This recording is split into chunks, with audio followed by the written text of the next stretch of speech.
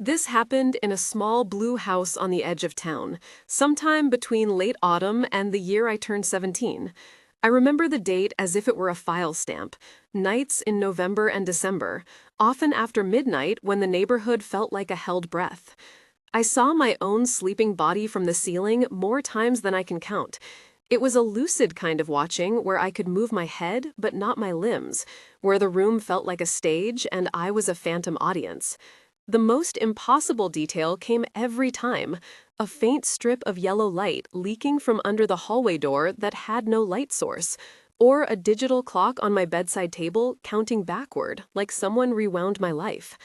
I felt a cold breath on the back of my neck, heard a soft soundtrack of distant radio static, and smelled the metallic tang of winter through the window. It repeated every few months with the same odd props and the same toy left at the foot of the bed. I am telling these three stories now because they are tied by that repetition and because the pattern broke into my life in ways that made sleep unsafe.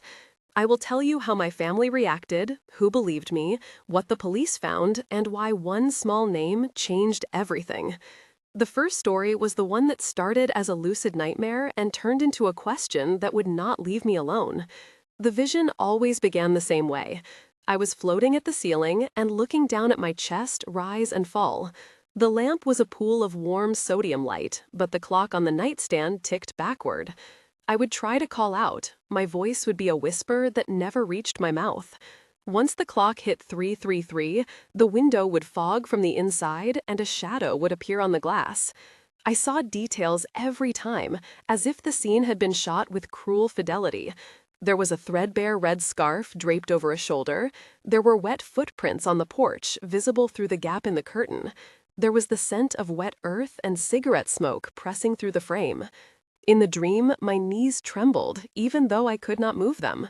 In reality, I woke drenched in sweat, my breath short, the same scarf folded in a pile on the chair beside me, because my sister had left it there days before. One night, I called out to my mother from the doorway. "Mom," I said, voice small, "I had that dream again." She glanced up from the kitchen table where she was folding shirts and smiled with a kindness that was practiced. "It is stress," she said. I pressed on. I saw someone at the window. He had a cut on his forehead, and he was looking right at me. My father, Mike, got quiet. He set his coffee down with a little too much care. "What did he look like?" he asked. I told them the color of his eyes, the way his left boot dragged.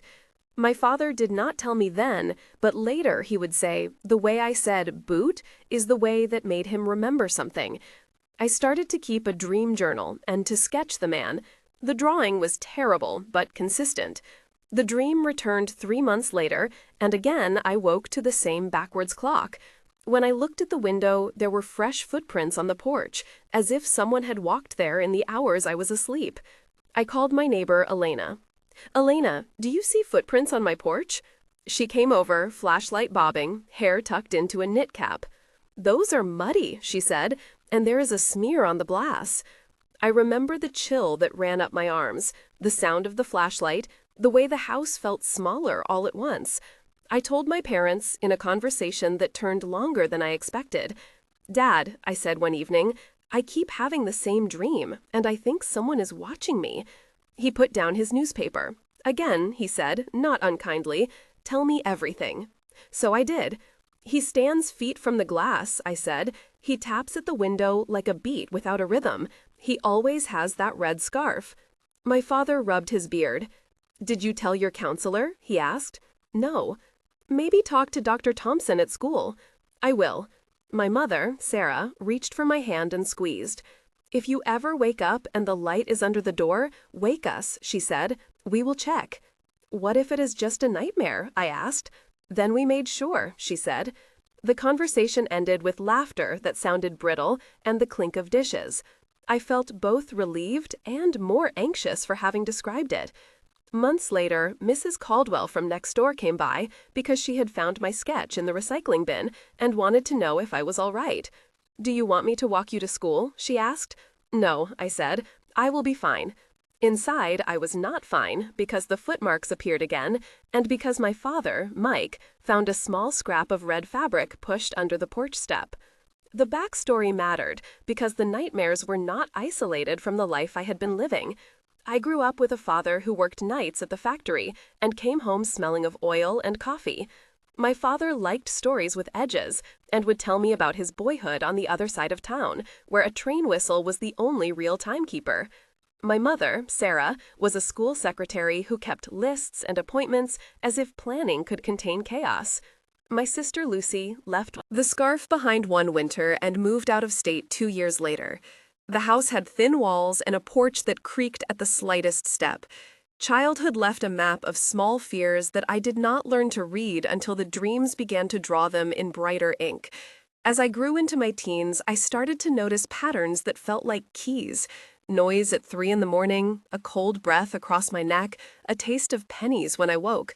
I saw a neurologist for sleep studies and a therapist for the way my chest tightened, but between appointments, I kept sketching the man with the cut, and I kept noticing things in the daylight that matched the dream. The second paragraph of this backstory is where loss sits. My grandmother, Elena, who lived 2 houses down, died the winter I was 11, and the house felt emptier for months. Her radio had always been left on a low station that hummed like a heartbeat at night. When she died, the station went dead, and the hum was gone. I think I started to dream more after that because there was suddenly more silence at the edge of sleep. The third paragraph is the formative puzzle. I had a friend named Daniel who was reckless with doors and secrets. We would climb the ridge behind school and dare each other to press our faces to cold windows. Daniel could not stand being watched and would laugh when someone was startled. After he moved away for college, the watching intensified in the dreams, as if some lighter-handed guardian had left and something else had taken his place. This stacked history stitched the nightmares to my life in a way that made them feel less like imagination and more like visitation. I began to collect evidence because being frightened without facts felt worse than being frightened with a direction. I set up a cheap camera on the shelf opposite the window and left a small tape of the radio station that used to play at my grandmother Elena's house.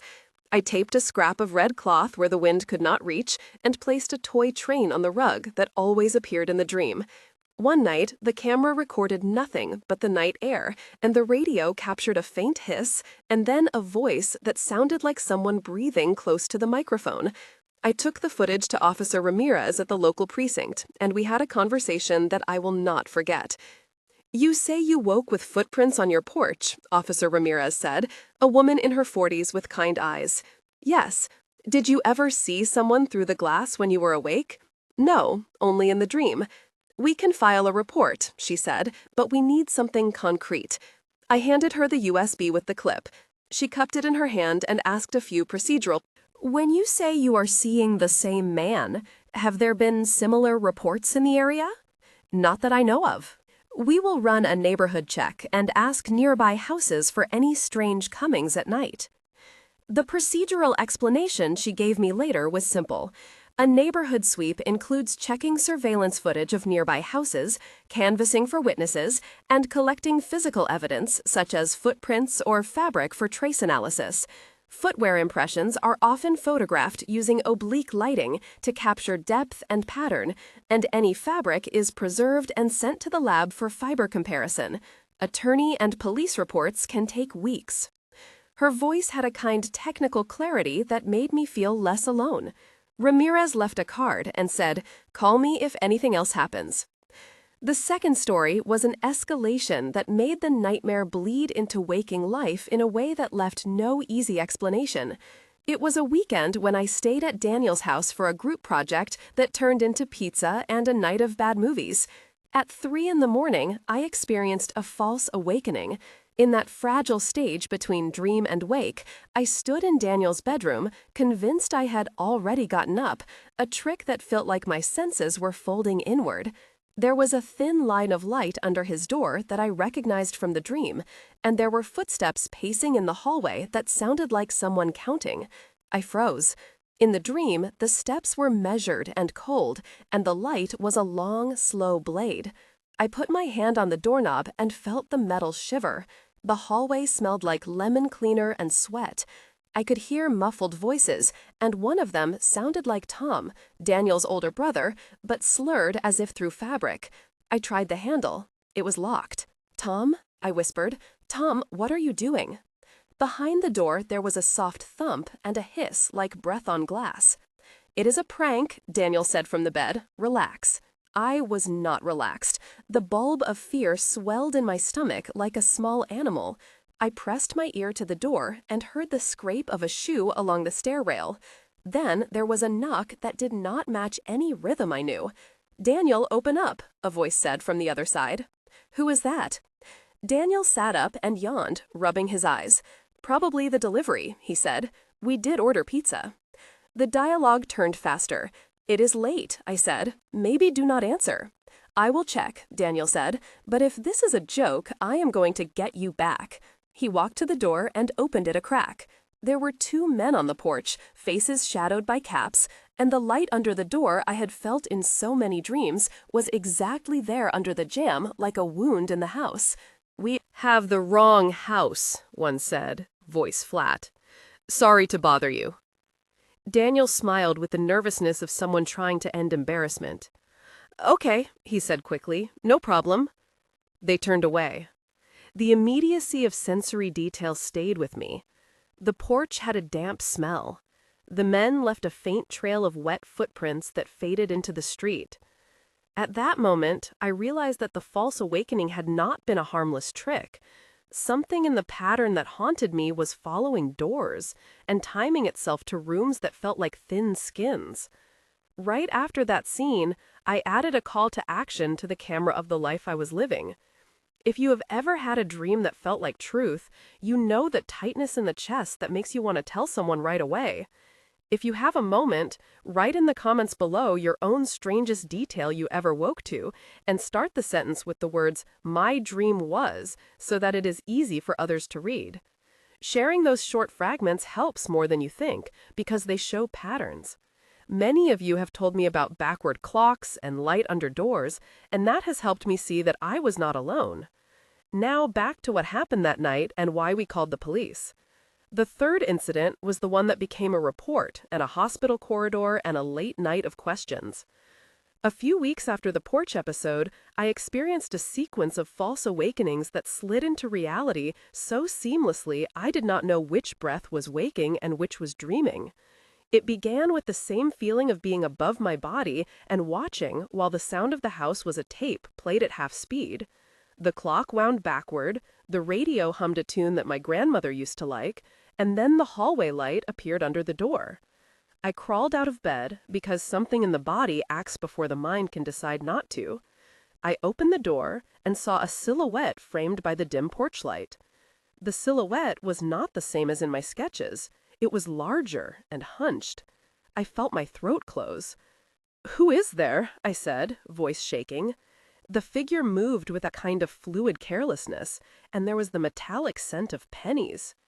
"Answer," I said, louder. The person put a hand on the jamb, and the sound of fingernails along the wood scraped like a slow fingernail on a chalkboard. At that point, I realized I might be awake. I slammed the door and ran to my parents' room yelling, "Someone is here," I said. My father leapt up and grabbed an old baseball bat that leaned in the corner. We were both breathing hard. My mother dialed 911 with trembling fingers. "My name is Sarah Henderson," she said into the phone. "We have someone at the house." The dispatcher asked the standard questions that sounded at once absurd and crucial. "Are you armed?" the dispatcher asked. "Is the intruder inside the house or outside?" she asked. The exchange with the dispatcher was blunt and fast.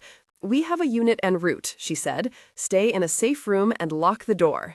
We locked ourselves in the pantry and could hear muffled voices downstairs, and then the unmistakable sound of someone trying the back door.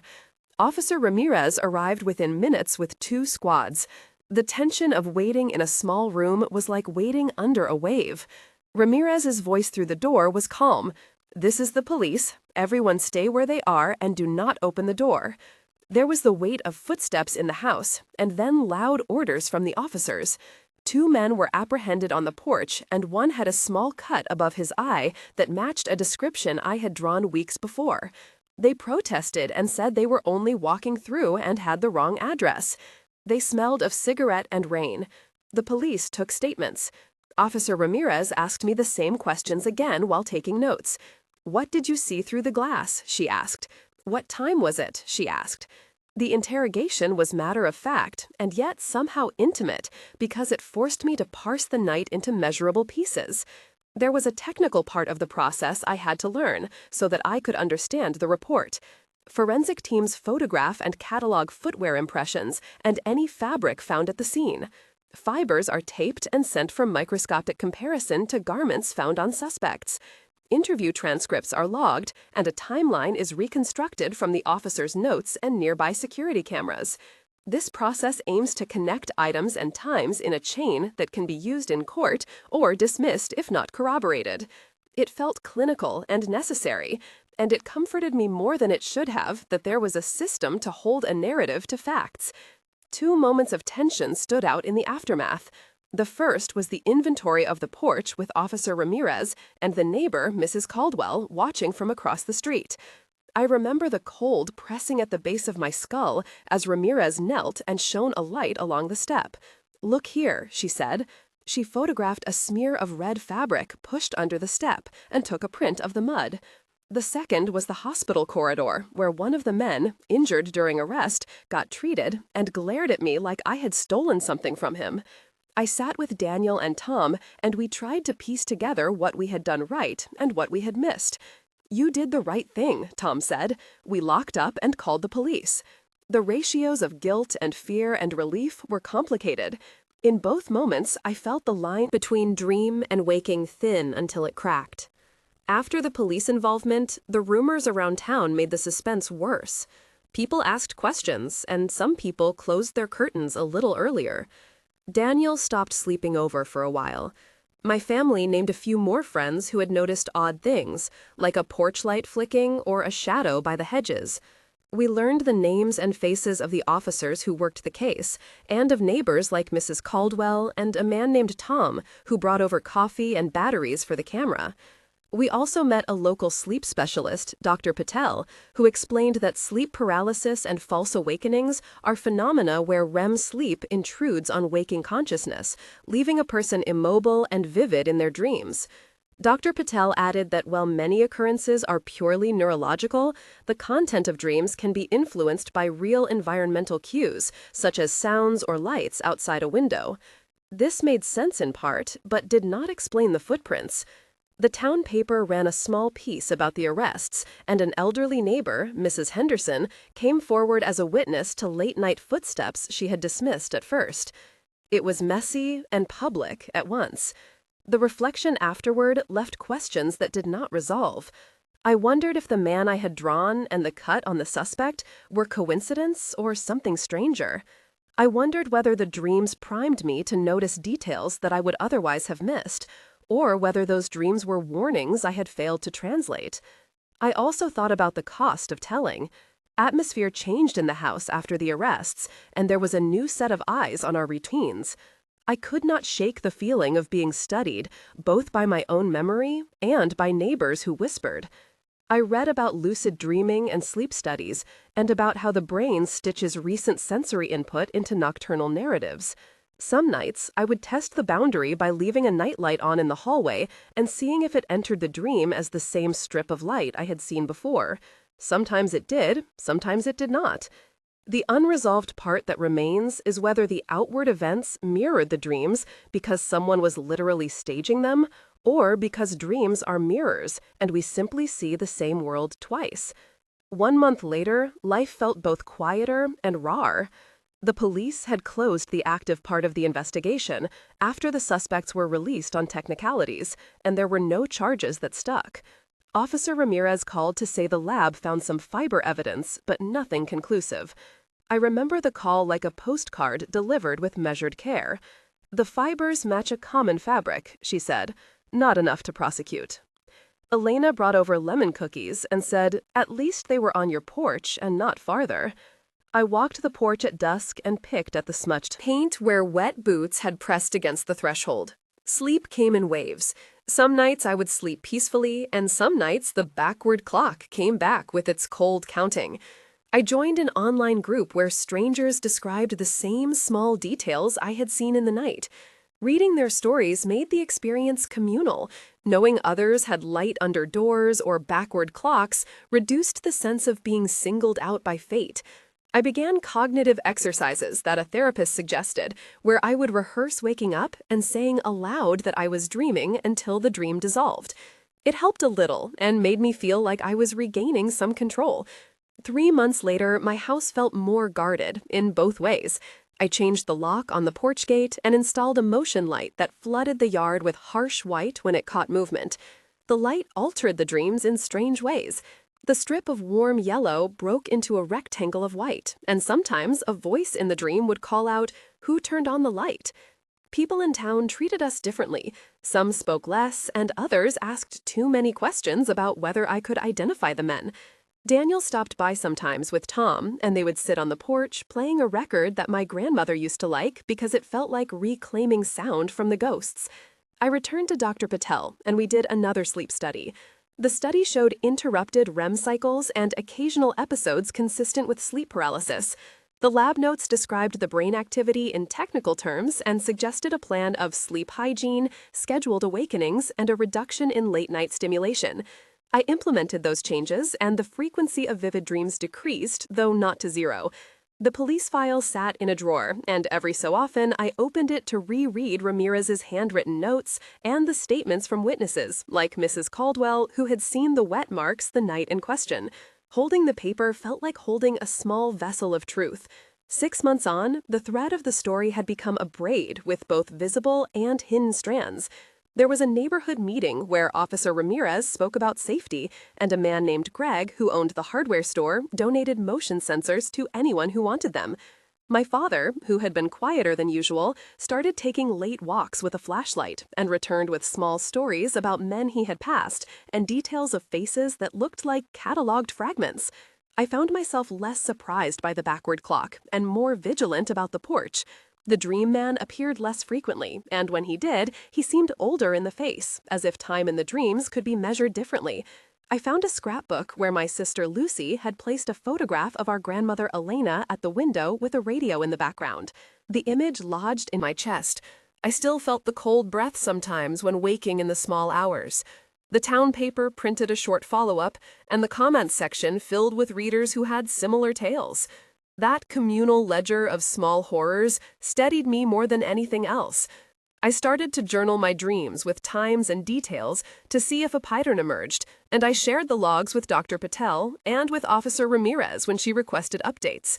I learned to sleep with the porch door locked and a lamp left on as a precaution. The most practical change was ordinary and useful, and the others were of the mind.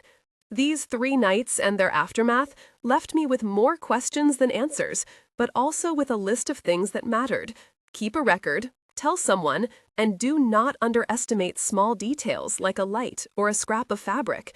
The experience taught me that nightmares can be a kind of radar that points to real problems, or else to the brain rehearsing fear.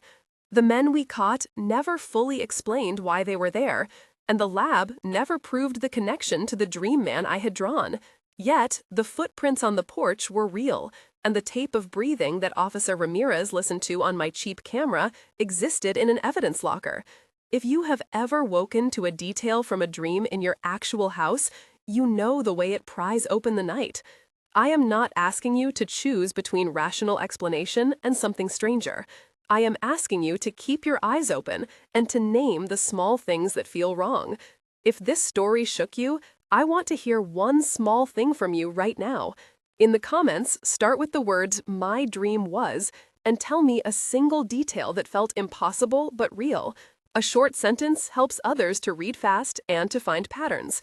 Sharing your line could be the missing piece in someone else's story, and it helps build a community that notices the same odd lights, the same backward clocks, the same cold breaths. If you like these accounts of real life and investigation, consider subscribing for more stories where dreams and reality cross paths. Tell your story, stay safe, and remember that sometimes the thing that saves you is the small habit of speaking out.